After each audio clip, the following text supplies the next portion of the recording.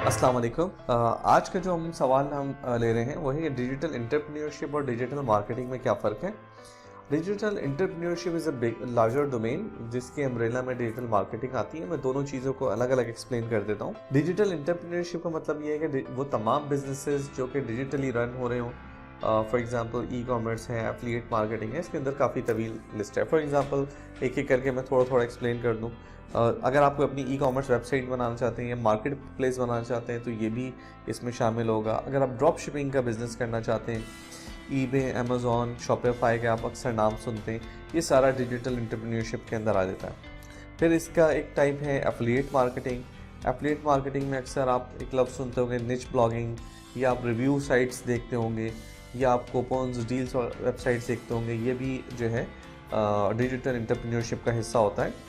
इसके साथ साथ आप मुख्तलिफ आर्ट्स एंड क्राफ्ट्स लोग ऑनलाइन सेल कर रहे होते हैं। मुख्तलिफ़ किस्म की ई कॉमर्स कंसल्टेंसीज़ हैं, social media marketing, digital marketing consultancies हैं, या ऑनलाइन लर्निंग के ट्यूटोरियल्स हैं, या ऑनलाइन ट्रेनिंग्स के मुख्तलिफ बिजनेसेस हैं।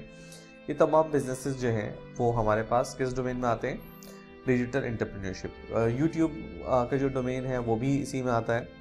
इसके साथ साथ अगर हम देखें डिजिटल मार्केटिंग, तो ये बहुत अहम कंपोनेंट है।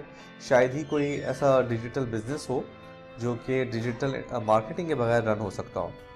डिजिटल मार्केटिंग का मतलब ये है कि वो तमाम तरीके, टूल्स एंड टेक्निक जिनकी मदद से हम बिज़नेस डेवलप कर सकते हैं, हम जिसकी मदद से हम ट्रैफिक जनरेट कर सकते हैं, starting from search engine optimisation, Google ads, Facebook ads, social media marketing जिसके अंदर Facebook marketing, Instagram marketing, video marketing like YouTube, email marketing, ये तमाम का एक समझ लें कि इन सबको अगर मिला लिया जाए तो वो डिजिटल मार्केटिंग कहलाएगा। अब इसके अंदर जो डिजिटल एंटरप्रेन्योरशिप है, इसके अंदर भी दो चीज़ें हैं। एक तो ये कि आप कुछ इस्टेब्लिश मॉडल में, मिसाल के तौर पर ई कॉमर्स है, ड्रॉप शिपिंग है, एफिलिएट मार्केटिंग है, ये सब इस्टेब्लिश मॉडल हैं।